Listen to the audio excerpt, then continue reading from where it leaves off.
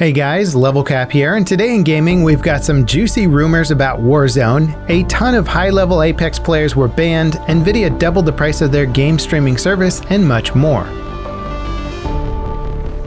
New rumors about Warzone and Cold War Season 3 suggest big changes are on the way. They say the new map, which is supposedly the Ural Mountains from Cold War's Fireteam mode, will support 250 players. One of Modern Warfare's headline features was support for massive lobbies that could hold 64 players or more. Warzone currently supports 150 players per lobby. Before Modern Warfare's launch, devs and rumors were both floating the idea that 200 or 250 player lobbies were a possibility for the game. However, these new rumors about Season 3 are from questionable sources, so I wouldn't take them at face value, but it's obvious that something big is happening with Warzone between now and its next season. As we've reported before, leaked audio files for Warzone make it clear that a nuclear event will wipe out Verdansk in some capacity because of the zombie infestation. The audio files are associated with some of the extraction mode. It's unclear if that mode is just a casual limited time mode like the Halloween event last year or a big seasonal update. It's just clear that something is happening in Warzone right now. It's possible that it's just a small group of zombies disappointingly moving from one point of interest to the next, but Season 3 will probably be a massive event that radically transforms the game. Assuming the Ural Mountains replaces Verdansk, it could mean the game is getting a radical facelift that places it in Cold War's 80s themed timeline. That could be huge for players tired of Warzone's current map and themes, though I'm sure many like how Modern Warfare looks. In other Warzone news, Raven's recent ban wave reportedly affected 30,000 accounts. Unfortunately, it doesn't seem like that made a dent in the problem.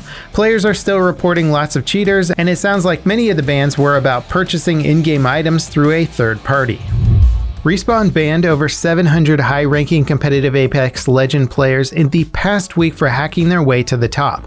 Last November, 400 Diamond-level players were banned for abusing an exploit. This time, around 180 banned players were ranked between Diamond and Predator. The rest of the 700 bans were for the Gold and Platinum ranks. While 700 bans might sound like a low number, that's just for the high-level ranked players. Respawn are banning around 100,000 players from Apex every month. Nvidia doubled the price of their GeForce Now game streaming service from $5 a month to $10. The price hike comes on the same day that the service celebrates its first year as a retail product. It was available as a beta for a couple of years before launch. Over that time, it's gotten about 10 million users. Unlike other game streaming services, GeForce Now lets users play their existing library of games remotely. So no need to rebuy games. Just log in and you're good to go with any supported title. The price hike, however, is a bit rough, but the service still has a free tier that anyone can sign up for. Sony unveiled their redesign of the PlayStation VR controllers for the PlayStation 5. They look remarkably similar to Valve and Oculus's latest generation of controllers. They're replacing the Move Wand as the primary PSVR input device, which is a pretty big deal considering how bad the tracking was with the Move Wands.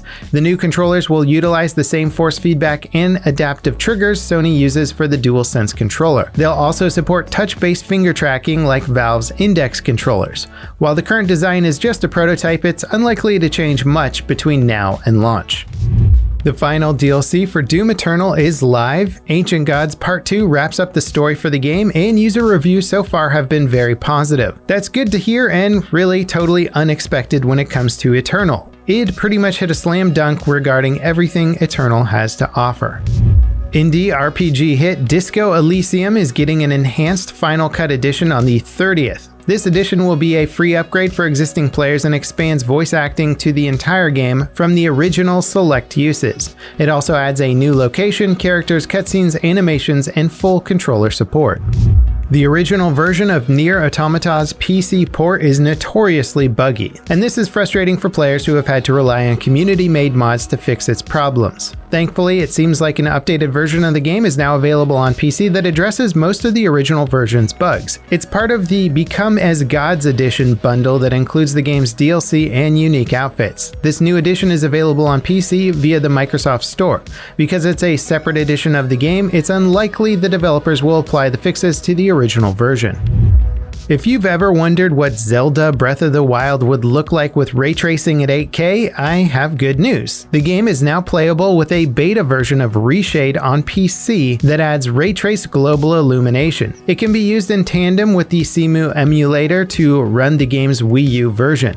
The result is very impressive visually, but what's even more impressive is how well it runs. Throughout the gameplay example uploaded to YouTube by Digital Dreams, the frame rate looks pretty stable and there are little if any bugs with gameplay or rendering.